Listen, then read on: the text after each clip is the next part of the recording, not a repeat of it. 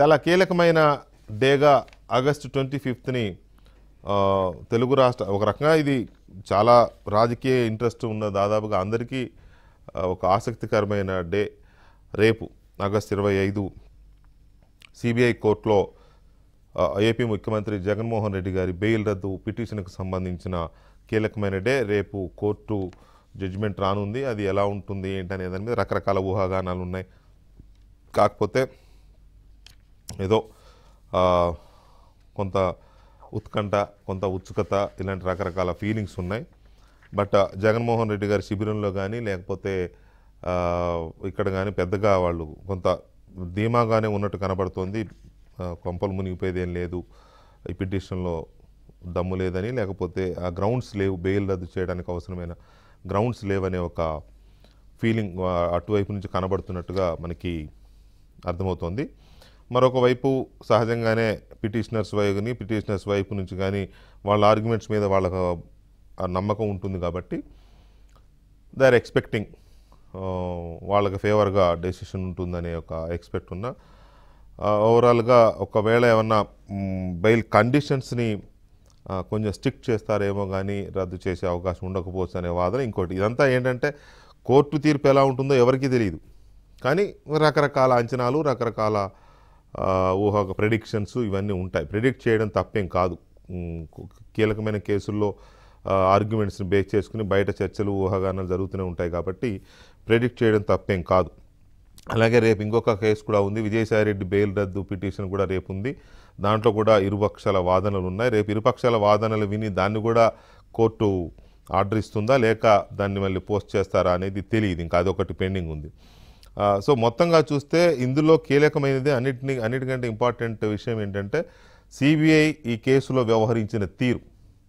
అటు జగన్మోహన్ రెడ్డి బెయిల్ రద్దు వ్యవహారంలో కానీ, ఇటు విజయసాయిరెడ్డి బెయిల్ రద్దు వ్యవహారంలో కానీ సిబిఐ వ్యవహరించిన తీరు, తను ఆర్గ్యుమెంట్స్ చెప్పకుండా, తన కౌంటర్ వేయకుండా బెయిల్ రద్దు చేయాల్సిన అవసరం లేదా చెప్పకుండా మధ్య మార్గంగా కోర్టు విచక్షణాధికారానికి వదిలేస్తున్నట్టుగా చెప్పడం అనేది దేశం మొత్తాన్ని విస్తుపోయేలా చేసింది. దేశం మొత్తం చర్చ కూడా జరిగింది దీని మీద.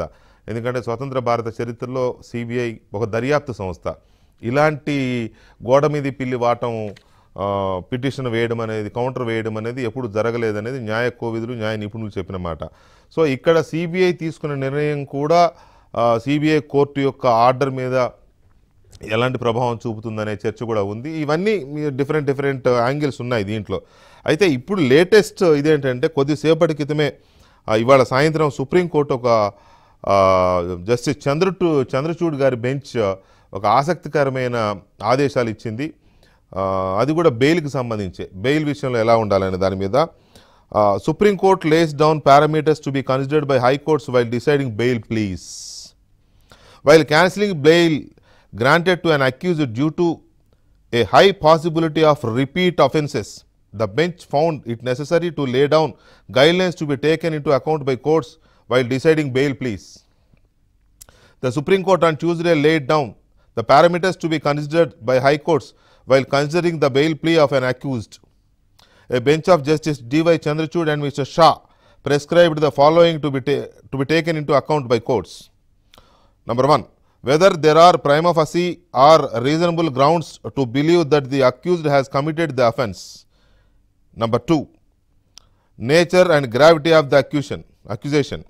Number 3, severity of the punishment in the event of conviction. Number 4, danger of the accused absconding if released on bail.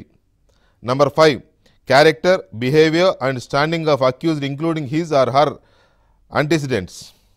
Number 6, likelihood of the offence being repeated. Number 7, reasonable apprehension of the witness being influenced. Number 7, reasonable apprehension of the witnesses being influenced. Number 8, danger of justice being affected for grant of bail. These directions came in a judgment in which the court cancelled the bail granted by High Court to a person accused of murder under Section 302 of the Indian Penal Code. The court held that if the accused is released on bail, he would pose a threat to the safety of the appellant and the probability of a repeat offences was also high. Considering the overall facts and circumstances, we have held that the High Court has committed grave error in releasing the accused on bail. Consequently, the High Court order is quashed and set aside. Respondent number 1 is directed to surrender and be taken back into custody, the court ordered. The court also relied on the fact that in a different case, the High Court had cancelled the bail of the accused after he had committed heinous crimes when out on bail.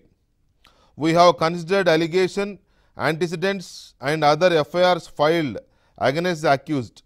From the material on record, it is clear that as and when he is granted bail, he came out of jail, committed another offence and again went to jail.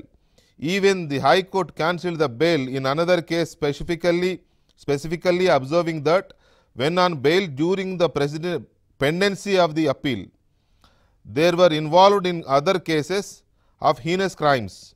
The Supreme Court said while cancelling the bail granted to the accused. Justice Mr. Shah, Supreme Court of India, Justice D.Y. Chandrachud, bail conditions. So ఇది ఓవరాల్గా ఇవాళ ఈ సాయంత్రం supreme court ఒక high court ఇచ్చిన బెయిల్ని cancel చేస్తూ ఆ bail ఇవ్వడం వల్ల నేరస్తులు లేకపోతే ఆ నిందితులు ఎలాంటి నేరాలకు పాల్పడే అవకాశం ఉంది, ఎలాంటి ప్రమాదాలు ఉన్నాయి, కోర్టు చూసుకోకుండా గుడ్డిగా ఇవ్వడం కూడా సరైనది కాదంటూ చాలా గట్టిగానే తప్పుపట్టింది బెయిల్ ఇచ్చిన హైకోర్టుని. సో దీన్ని తెలుగులో మనం ఖచ్చితంగా చెప్పాలంటే పరిశీలన లేకుండానే హైకోర్టుల నిర్ణయాలు. అలహాబాద్ ఉత్తరాఖండ్ ధర్మాసనాలపై సర్వోన్నత న్యాయస్థానం ఆగ్రహం. న్యాయస్థానాలు తమకున్న స్వతసిద్ధ అధికారాలను విచక్షణాయుతంగా వినియోగించాల్సి ఉంటుందని, అయితే కొన్ని హైకోర్టులు తగు పరిశీలన చేయకుండానే ఆదేశాలు జారీ చేస్తున్నాయని సుప్రీంకోర్టు ఆగ్రహం వ్యక్తం చేసింది. అలహాబాద్ ఉత్తరాఖండ్ హైకోర్టును ఉదహరిస్తూ justice GY Chandrachud, justice MR షాలతో కూడిన ధర్మాసనం ఈ వ్యాఖ్యలు చేసింది.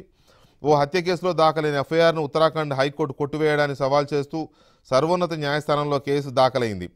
సోమవారం దీనిపై విచారణ సందర్భంగా ధర్మాసనం ఐపీసీ 302 సెక్షన్ కింద ఎఫ్ఐఆర్ దాఖలైంది. హైకోర్టు ఎంత ఆదుర్దాగా ఉందో చూడండి. ఆగస్టు 10వ తేదీ కల్లా ఆ వ్యక్తి లొంగిపోవాలని ఆదేశించింది. బెయిల్పై అదే రోజు నిర్ణయం తీసుకుంటానంది. బెయిల్ పిటిషన్ తిరస్కరణకు గురైతే సెషన్ కోర్టు అదే రోజు బెయిల్పై విచారణ జరపవచ్చని కూడా పేర్కొంది. ఇది ఘోరమైన ఆదేశం అని మండిపడింది. సో ఇట్లా అంటే నేరస్తుల విషయంలో, బెయిల్ పిటిషన్ల విషయంలో హైకోర్టులు మరి ఇంత అత్యుత్సాహంతో ఉండడం మంచిది కాదు అనేది కొద్దిసేపటి క్రితమే సుప్రీంకోర్టు ఒక హత్య కేసులో చెప్పింది.